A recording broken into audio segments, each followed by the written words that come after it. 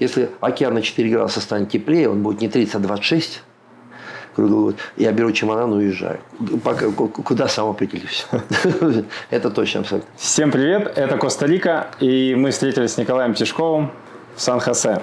Сегодня он расскажет, как он здесь оказался.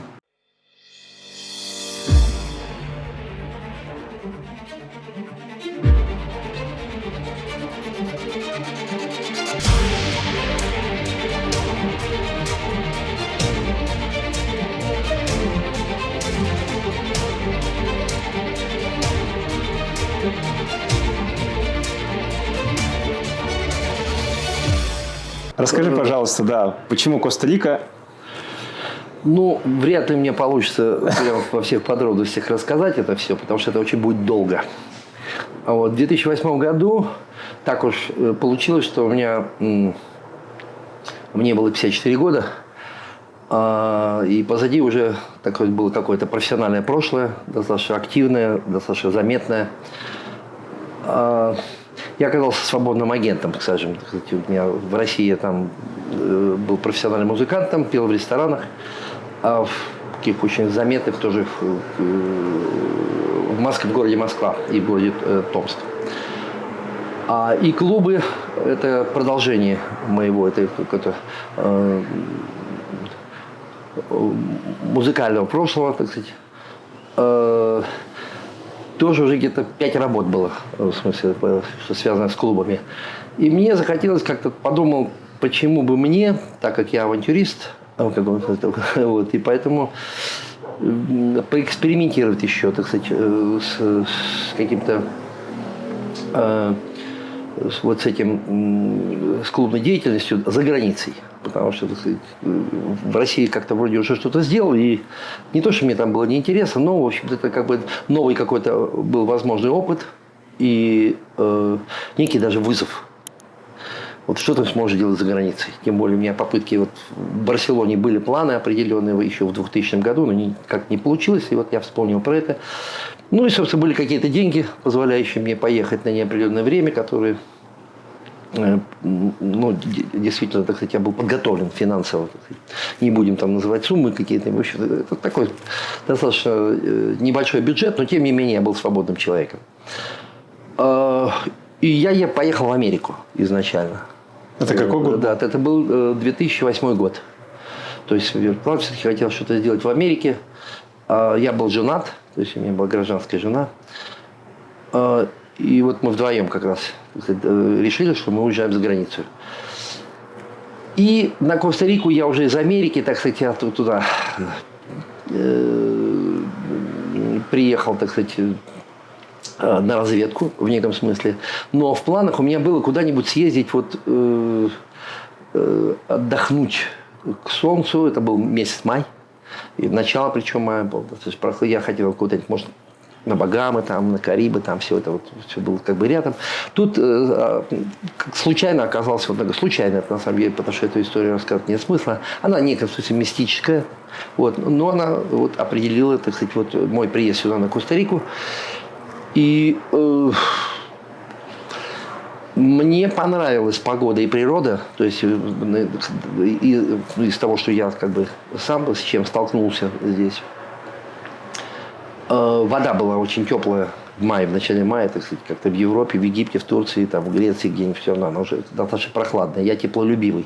Я просто про это как-то никогда не думал. А тут вот это вот одна из причин. В начале мая вода была плюс 30. Обратил на это внимание, думаю, да ладно, не может быть, что что-то это так. Ну и да, тогда еще с жизнью не сталкивался с реальной на Коста-Рике. Я все-таки приехал в гости, поэтому мало что про это знал. Решил, так сказать, выяснить, на самом деле, обманывают они меня или нет. В смысле,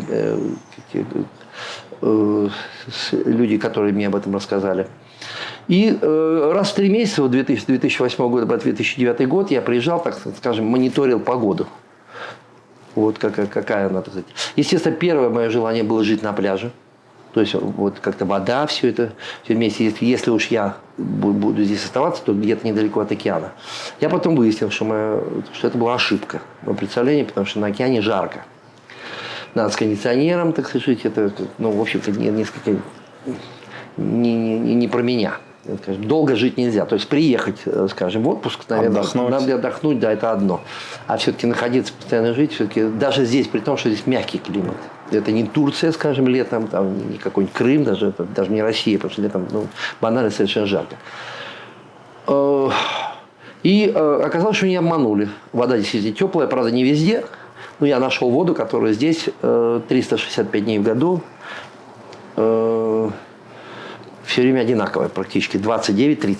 Это можно легко проверить, кстати, достоверность, так сказать, моей вот этой информации, так сказать, просто набрав там в интернете. Вода в Коста-Рике, например, вот в том месте, куда я езжу постоянно уже 12 лет, Пунта-Леона.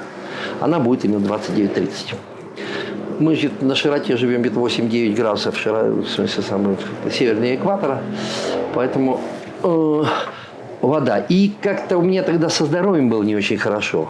Так как я занимался, уже сказал, ночными клубами, а там много было людей, которые меня хорошо знали, хотели разделить со мной веселье, так сказать, это предполагал алкоголь в достаточно больших дозах, в общем, какой-то праздник. Ну, и я вот сюда приехал с диагнозом хронический алкогольный панкреатит. То есть такое серьезное заболевание, так сказать, в общем-то, и мало как-то излечимо. Я в 2008 году приехал, а в 2011 году я здесь случайно сдавал УЗИ. И у меня выяснилось, что у меня все прошло. Причем я тот же образ жизни, как у меня было никаких ограничений, то есть и алкоголь, и да, жирная какая-то. Тем не менее, вот солнце, воздух и вода. Наши лучшие друзья. Да, наши лучшие друзья. Вот ну, я так думаю, что отчасти воздух очень важен. Конечно, потому что здесь идеальный воздух, это такая кислородная подушка. Вот мы сейчас сидим здесь, буквально вот в каком-то дендрарии, хотя я сижу дома. И так в целом, потому что здесь открыты окна, все 24 часа в сутки у меня, я практически живу на улице, дышу свежим воздухом. И вот, начиная с 2011 года, я был удивлен, когда мне по поводу этих анализов, так сказать, врач сообщил, просто сначала, причем он мне дал просто их. Я говорю, а что там у меня? УЗИ. Ну, УЗИ, знаете, там органы, там 6 чего-то там внутри, там разные. У меня проблема с поджелудочной железой. Ну, так сказать, вижу, я говорю, я ему рассказал историю, вот, в смысле свою, которая у меня с поджелудочной железой связана была, потому что мне врачи сказали, что у меня частичная атрофия даже поджелудочной железы. Нет, у вас абсолютно полноценный рабочий орган. Я не знаю, что у вас было в прошлом.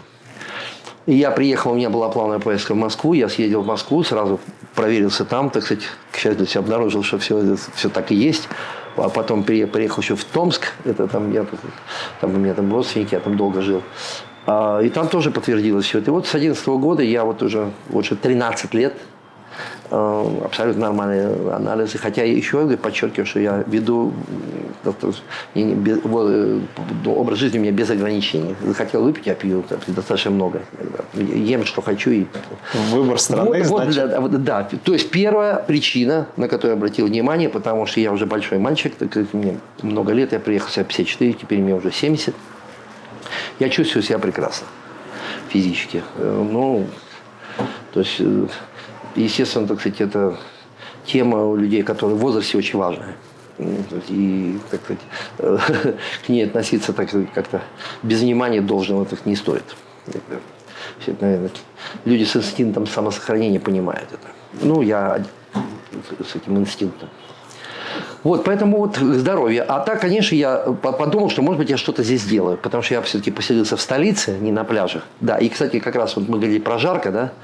В столице здесь вот Коста-Рика, у нее уникальный горный ландшафт. Практически на всю страну. Те провинции, которые там есть на севере, они никарагуанские. Сами провинции, которые на Коста-Рике, они все горные. Вот от 0, разумеется, где-то, но дальше идут горы, они поднимаются сразу от океана, эти горы, и они от 0 до 2,5 километров. И большие горизонтальные площадки, на которых, в общем, люди, так сказать, осваивались и как-то, строили свою жизнь, так сказать. И, естественно, когда мне сказали про Сан-Хосе, я говорю, вот они, потому что здесь действительно, когда ты поднимаешься на высоту, прохладнее. Здесь вот в том месте, где я живу, потому что они разные, здесь 7 климатов на Коста-Рике. 7. За счет вот этой разновысотности. Я живу на высоте 1050 метров. И у меня, соответственно, днем это опять можно в интернет посмотреть в интернете. В целом, так, чуть-чуть влево-вправо, там немножко, но 23-25 днем, 18-20 ночью. А дальше барабанная дробь всегда. Всегда. Круглый. То есть ты даже, да, для меня это какой-то цирковой фокус, потому что так как-то в природе, действительно, это счастье. Вот когда у тебя тело совершенно комфортно себя существует. Если мне нужно поехать там, куда жарко, я просто сажусь на машину, через час я на океане, получаю свою порцию воды, которая 29-30, и возвращаюсь домой к себе опять в это комфортное состояние. Вот примерно вот этот список, скажем, этих причин, но они все привязаны к здоровью, так сказать, вот они определили, так сказать, мое долгое проживание здесь. Я живу уже 16 лет на Коста-Рике. Вот приехал позагорать. Деятельность, ваша деятельность с чем связана? То есть вы сказали, что работали, ночные клубы и так далее. Чем занимались? Я, разумеется, так как у меня последнее занятие было, так сказать, и основное, в котором я считаю себя совсем профессиональным человеком, вот придумывание и создание каких-то клубов-баров, скажем, так сказать. Это музыка, это танцы, соответственно, это шоу какие-то, все вот это, в смысле, то, чем я занимался. Мне показалось, что, может быть, в Америке я сразу планировал там, но вот так как я уже назвал причины, из-за которых я приехал сюда, думал, что, может быть, и здесь я смогу, так сказать, что-то сделать вот уже в этой стране. К сожалению, не получилось, потому что, наверное, здесь не так много людей. Начнем с этого. Все-таки страна, здесь 5 миллионов населения, она специфическая, потому что, менталитет, так называемый, латиноамериканский, они очень медленные. То есть, соответственно, так сказать, у них, как сказать, вот думают медленно. Ребята в целом, назовем их безответственными, на мой взгляд, по сравнению с Россией, конечно, так сказать, им, так сказать, как бы никуда не спешат, поэтому вот это все дисциплина, там, слово стараться, например, это не для местного населения, для ТИКа. И в целом, я думаю, для всех латиносов, по-моему, миллиард уже, которые, так сказать, вот, поэтому это одна из причин, потому что русские люди, конечно, отличаются очень сильно, так сказать. В этом смысле, я, соответственно, как русский человек, не мог принять это все. Было очень много попыток. Изначально было какое-то доверие. Я думаю, ладно, все-таки вот один комплект каких-то работников наберу, найду я их, которые, в смысле, будут переживать за это, стараться, работать, так сказать, качественно исполнять свою задачу, так сказать. Я был наивным человеком. Абсолютно. Я это понял через 5 лет. Но за эти 5 лет, так как я человек достаточно активный и знал, чего хочу, в общем-то, поэтому какие-то предпроекты начал делать, там, брошюрки, все именно до этой территории, так сказать, в общем, с учетом вот этого лета, которое было, так сказать, здесь 365 дней в году. И переговоров было где-то, так примерно посчитал за 5 лет, где-то в районе 40. 40 переговоров, это по земле, по каким-то помещениям, они так варьировали все время, так сказать, я искал какую-то, так сказать, новую возможность, так сказать, вот, менялось там. И вот 40 переговоров закончились, в принципе, ничем. Даже, и, собственно, и так прошло 5 лет. Если 40, это кажется, 5 лет вроде много, да, но 40 разделить на 5 будет 8. 8 переговоров в год. То есть каждые 1,5 месяца у тебя новые переговоры. Что такое переговоры? Это то есть ты с людьми что-то обсуждаешь, делаем паузы, потом встречаемся, делаем что-то, кстати, договариваемся, о чем-то опять разбегаемся. И вот в среднем так. У меня даже карта вот здесь, я еду, вот здесь я договорился по поводу, вот здесь по поводу помещения, вот здесь мы с кем-то встретились, они что-то пообещали. Вот прям как вот уже по истории костариканской своей, так сказать. В большей степени, конечно, это всего здесь было, на этой территории происходило. На пляже только 1 или 2 там чего, все предложения какие-то были, я обсуждал их. Вот, прошло 5 лет, и, собственно, я понял. Да плюс ко всему, я уже, так сказать, совсем точнее, так сказать, у меня пропал этот оптимизм по поводу того, чтобы что-то вместе сделать с этим, с местным, с кем-то из местных жителей. Вот. А привозить кого-то сюда, ну, это сложная совершенно задача, потому что, так сказать... Дорого. Да, и страна, она изначально, у нее, вот, в общем-то, есть конфликт, об этом все знают, это не является тайной, так сказать, между качеством жизни и ценой за эту жизнь. Вот, все, то есть, те цены, которые здесь есть, здесь должны шампунем мыть тротуары, и такое быть подобие Монте-Карло, понимаешь, какой порядок, цивилизация. Ничего подобного здесь нет, где все равно. В целом, я уже сказал, вот у них есть вот это вот выражение, как принцип жизни Пуравида, чистая жизнь. Тут это два слова, чистая жизнь, но она подразумевает под собой много чего еще. То есть вот покой, вот не суетись, вот какая разница, все умрем там или не умрем, может быть, они даже и не думают так. Но в общем, все расслабленные. Всем все равно. И, то есть для дела это плохо. Для жизни, может быть, так вот, общаться, как бы, наверное, да, может иметь какой-то смысл, но что-то сделать такое более-менее сложное, технологически, так сказать, задача маловероятная. И я видел людей, которые теряли деньги, большие деньги. Там, в течение года, допустим, они иностранцы, вот у меня американец, там, профессиональный ресторатор, Марио, так сказать, и там еще Лоренцо, он из Венесуэлы, допустим, Марио там, вот из того, не из газет, откуда кто-то сказал, я сам наблюдал, как все происходило. Там, за год там $2 миллиона. Человек построил, ты понимаешь, что он в западню попал, так сказать, все. Накладные расходы все съедают, в смысле, там, и дальше будет еще хуже. А продать уже то, что он сделал там за эти $2 миллиона, он продал за 300 000. То есть 1 700 000 минус, понимаешь, перекрестился все. Это как пример. Вот, скорее всего, меня бы тоже такое ожидало просто. У меня таких денег не было. Но, тем не менее, те, которые были, можно было легко потерять. Согласно опыту проживания, что скажете, сколько здесь русскоговорящих? Я когда приехал, мне сказали, что по статистике в посольстве сказали 2000. 2000 – это 2008 год. Но это, наверное, как подъезд в большом доме в Строгино. Если вместе собрать. Они размазаны. Диаспора в целом, она, в общем-то, не очень состоятельных. Людей с деньгами и таких самодостаточных, очень мало. Вот, в основном все должны идти на работу, работать каждый день для того, чтобы на следующий день что-то скушать. Тогда все очень даже непросто. Деньги здесь зарабатывать очень и очень сложно. Сейчас за это время 2008 года, и сейчас уже у нас 16 лет спустя, появился, естественно, вот этот способ существования, удаленный доступ. Да, им все равно, этим людям, где находиться. Вот такая категория каких-то людей есть. Если вот тебе все нравится, все остальное, то ты не зависишь, где ты находишься.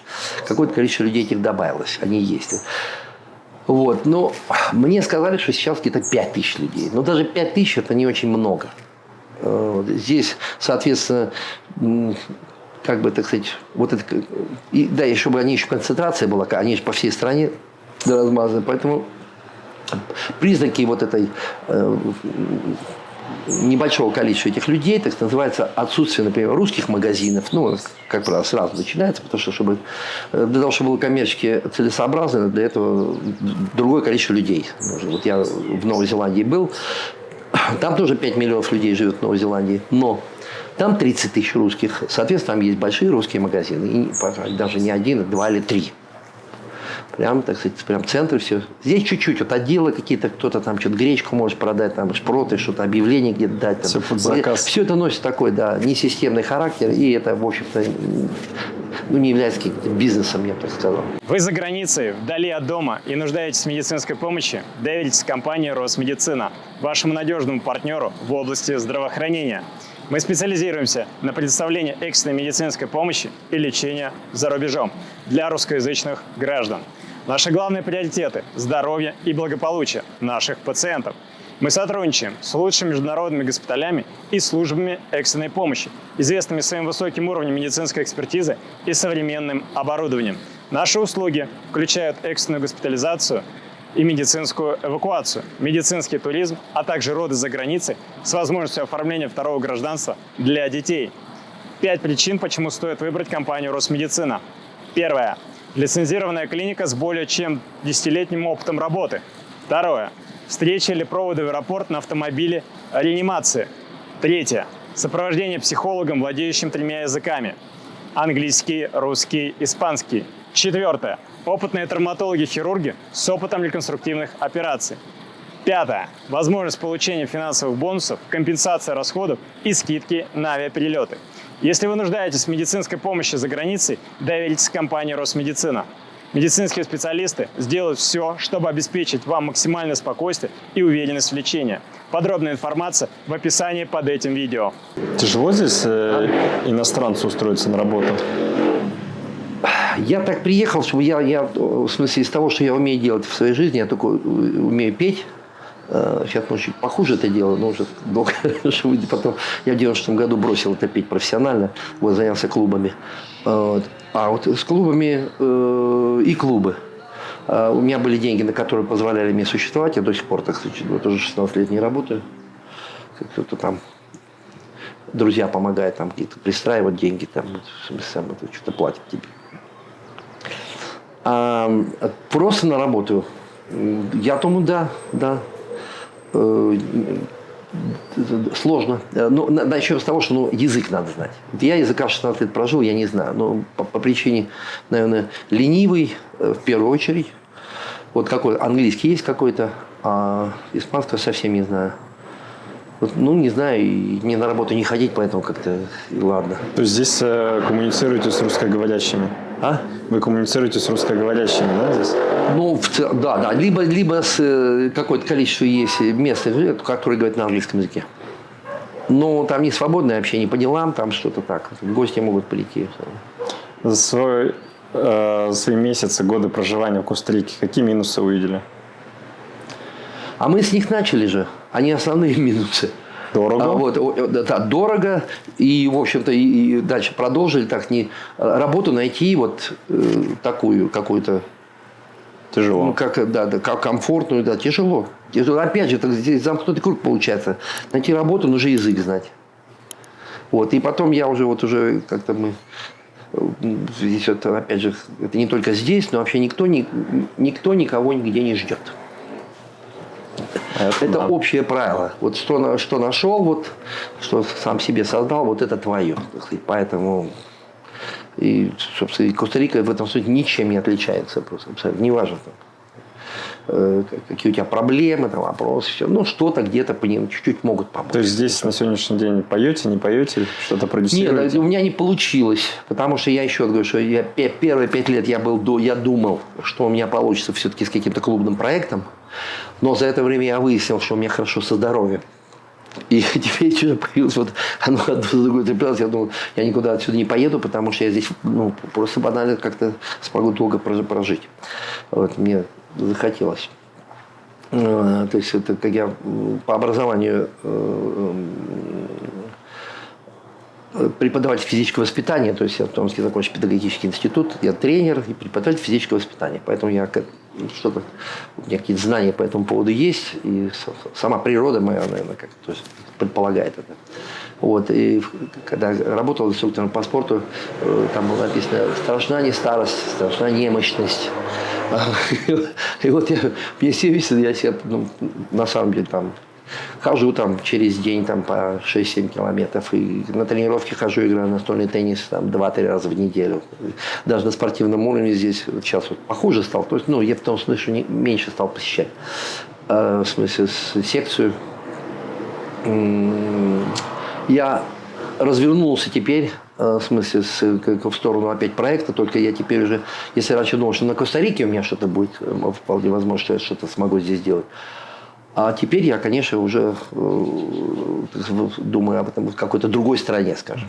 У меня сейчас есть проект, я 5 лет назад его сочинил, но он попал на коронавирус и на эти события, которые на Украине, как Россия и Украина. И просто все как-то наступила пауза такая . Сейчас вроде чуть-чуть начали общаться, правда, в других странах.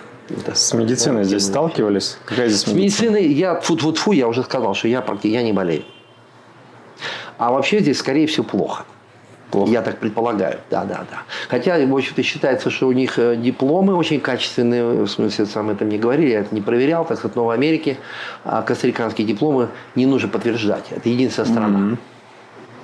Единственная страна, потому что рядовая медицина, про которую мы говорим, она, конечно, я очень много бываю в России, поэтому, так сказать, как-то выгодно отличается просто. Я думаю, доживать, может быть, даже в Россию поеду, так сказать, именно из-за медицины. Но все же будет определять, так сказать, реалии, да, так сказать, а не мои мысли. Допустим, вот если так случится, я один живу, вот несколько раз был женат, вот мои жены решил задокументировать здесь на панно, так сказать. У меня очень, неважно, как мы там, какие у нас отношения сложились, так сказать, но я им благодарен, так сказать, спасибо, извиняюсь там и все прочее. Есть дети? Есть дети? Да, дети тоже есть. Детей 4.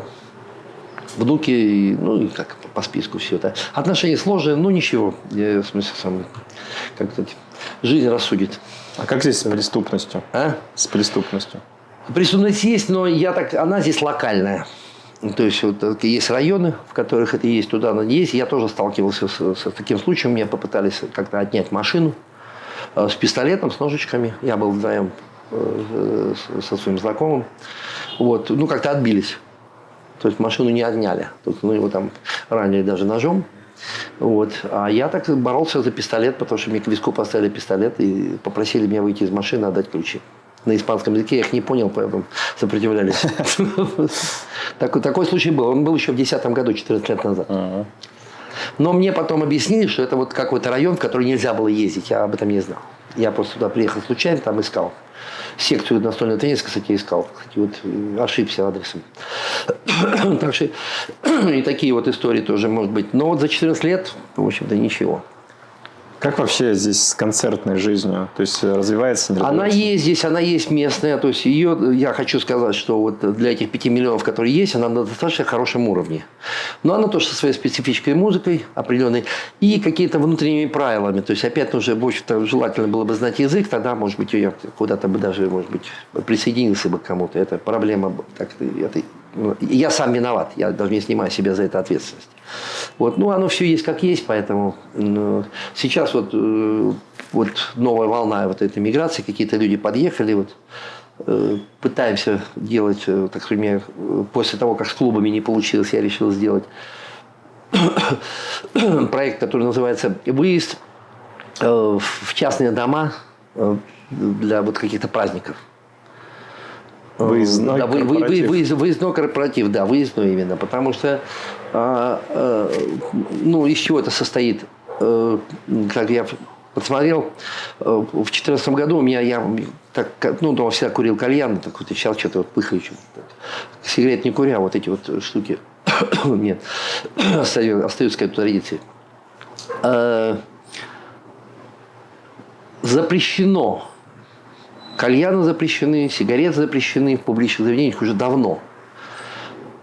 Прям давно. Вот категорически совершенно. И я подумал, ну, может быть, в частные дома, это, в смысле, есть потребность в этом или нет. Потому что в России же караоке и кальяны, это как бы, так сказать, вместе, так сказать. Я не знаю ни одного места, где нет кальянов, скажем. А караоков там мест в России так больше, наверное, чем пельменных. Это так, это индустрия.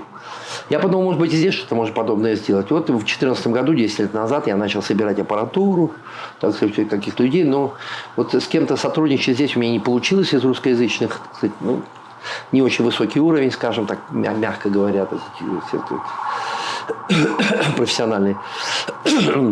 Но вот за последние 1,5 года потянулись новые люди. И сейчас это опять оживилось. А так, в принципе, выездные дома, ну, то есть караоке-машина. У меня единственная караоке-машина. Здесь ни у кого на Коста-Рике нет караоке-машин. Причем у меня с испаноязычным репертуаром. И АСТ-100 – это очень популярная модель в России. С большим количеством фонограмм. То есть там здесь как бы в основном все через YouTube. То есть таким образом. Ну, пока еще караоке-машины сохраняют актуальность. Вот у меня они единственные. У меня хорошее звуковое оборудование, прям профессиональное, очень качественное. человек на 200-300, допустим, я могу спокойно, совершенно качественно озвучить это все. Все это в наличии. Но не с кем было. Теперь подтянулись люди, но вот тоже свои сложности, потому что вот эти эмигранты, они разные абсолютно, так сказать. Если мы говорим про музыкантов, допустим, каких-то творческих людей, то, конечно, проблемой является вот это вот, скажем, какие-то финансовая самостоятельность. Есть на что жить или не на что. Ты быстро никуда не устроишься на работу, если нет русской диаспоры, там, и что, с кем взаимодействовать, то здесь практически этого не было. Поэтому оплатить нужно уже, мы это обсуждали, что очень много за свою жизнь. Неважно, сколько тебе лет. Местные как относятся к иммигрантам? Абсолютно нормально. Важно очень, кто напротив тебя. Вот как он с тобой общается, вот так и относится. То есть нет никаких по этому поводу, так сказать, в смысле, скажем, То, что там не говорят? Чего-то, да. То есть репутация страны не влияет. Гринго там не говорят? Репутация страны не влияет. Нет. Кстати, как самое те, что гринго как раз здесь, наоборот, американцы. А мы не совсем гринго. Потому что, насчет того, что исторически, на самом деле, это развивающиеся страны, они, в общем-то, тогда были под крылом все-таки Советского Союза. И огромное количество костариков, достаточно большое, училось в Советском Союзе. Помнят об этом, знают русский язык. Какое-то количество, может быть, не, это точно, абсолютно. Как считаете, кому стоит приезжать в Коста-Рику, а кому нет?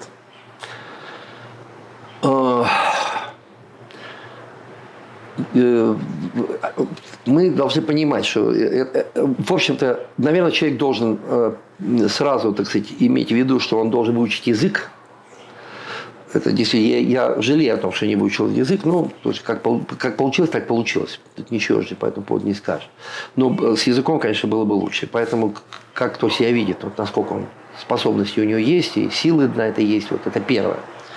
Второе, конечно, специалист. В чем специалист? Вот это тоже зависит после этого, скажем так. Я вот этим вопросом сильно не занимался, но людей, которых я знаю, допустим, даже и электрики, и строители, уровень как профессионалы. Но нельзя сказать, что они вот как-то с работой. Так что благополучие. Я же называю профессией, которая вроде... Музыкант это такое, это же, так сказать, профессия такая прикладная какая-то, музыкант. То есть это надстройка над жизнью, это не жизнь. Вот. Поначалу у тебя должно быть все на уровне тела все организовано, а потом уже после этого, кстати, каких-то сначала хлеба, потом зрелищ, в первую очередь. Вот это последовательность, она, собственно, и здесь. Это тоже, кстати. Но они более-менее ровно живут, потому что у них не было революции, ничего этого не было. Так сказать, как-то одинаково. Сейчас вот цены, например, на все выросли в 2 раза за последние 5 лет. А тяжело здесь сделать резидентство? Я думаю, что у меня же нет опыта, как делать в других местах, мне сравнивают, но здесь все-таки более гуманные условия для этого. По крайней мере, люди сюда приходят, получают какую-то бумагу, уже могут работать сразу практически, как беженцы, допустим. Здесь какие-то 3 типа виз, которые я знаю. Это беженец сейчас, потом рантье, я рантье. Это человек, который на какой-то доход живет. У меня бумаги были, что я получаю какие-то деньги там в России. Они, собственно, позволили мне получить эту визу. И виза инвестора. Так как у меня дело не получилось здесь, то и, соответственно, я как инвестор не состоялся. 5 лет я никуда не обращался за получением новых бумаг. Да и я потом не думал там больше, совсем я останусь здесь жить или нет. Но в 2013 году подал, поэтому в следующем году получу паспорт. Во всяком случае, цены, которые, допустим, если сравнить с Америкой или здесь, конечно, здесь легче гораздо. Гораздо легче. Если бы не здоровье, приехали бы в Коста-Рику или остались бы в России? Наверное, в России. Нет, я, может быть, в Америке бы тогда. То есть где-то, я же в Америку ехал, я говорил об этом. Потому что я здесь развернулся из-за здоровья. То есть это на самом деле так. Был выбор. Не знаю, но я уже всем говорю, если океан на 4 градуса станет теплее, он будет не 30, а 26. Я беру чемодан и уезжаю. Куда сам определюсь. Это точно абсолютно. Сейчас, например, про Вьетнам говорят очень хорошо. что там, так сказать, все довольно развивается, ну, американизировано, в том смысле, какие-то все-таки цивилизованные какое-то направление, в том смысле, ну, вот, есть какой-то алгоритм этого. И в то же время они живут на той же широте, и, в общем, тоже может... Ну, вопрос еще легализация, резидентство сделать. А я не знаю, как там... Ну, мы сейчас говорим, это все какие-то технические подробности. Ну, люди едут, живут, черт его. Нет вот какого-то, в общем, вот пока мне нравится все, что здесь. Потому что я создал себе, вот за 4 года я купил себе достаточно уютную квартирку. Вот. И вот я один, у меня там подружка есть какая-то, в смысле, сам, поэтому хоть и, ну, собственно, этого достаточно. А так, что я про клуб я говорил, что я сейчас продолжаю, вот у меня активизация началась, вот, связанная с клубным проектом. А про локальный проект вот Карузу, это вот выезд на частные вечеринки, тоже, в общем-то, как-то рассказал. И еще есть такое мое интимное занятие. Я для себя пишу книгу. Книгу про что? Книгу. От философско-полемический роман. Скажем, так сказать, философско-полемический – это не игра слов. Это на самом деле так. О мироустройстве. Как человек во взаимоотношении находится, так сказать, с окружающим его пространством. Ну, скорее, и о смерти тоже. Что это такое? Я смотрю. Изобретаю там какие-то после смерти какие-то варианты, скажем. Они уже и так там 2000 лет, так сказать, назад. Еще очень много по этому поводу много чего уже. И всяких историй религиозных, так сказать. Но я не конфессиональный человек, так сказать, я агностик. Там что-то есть, мы его не знаем. Вот, и поэтому, так что в этом смысле я достаточно свободно себя чувствую. А книга, в первую очередь, в жизни очень много чего происходило, на самом деле, достаточно была динамичная жизнь. Вот даже личную жизнь, я тоже, она часть этого, моей истории.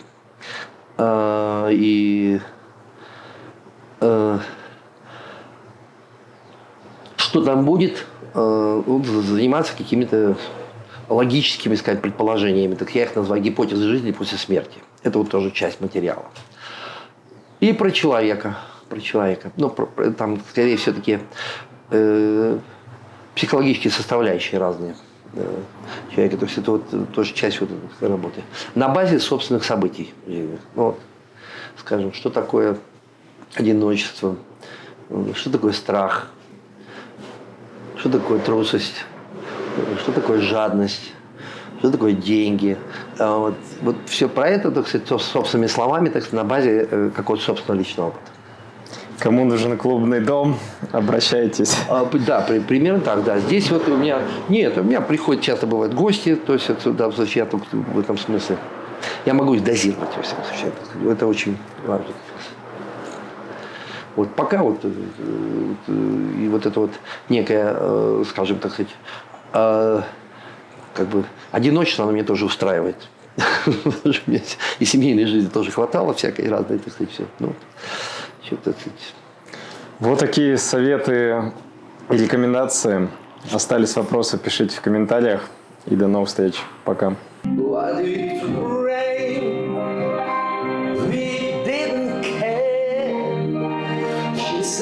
Someday soon the sun was gonna shine, and she was right.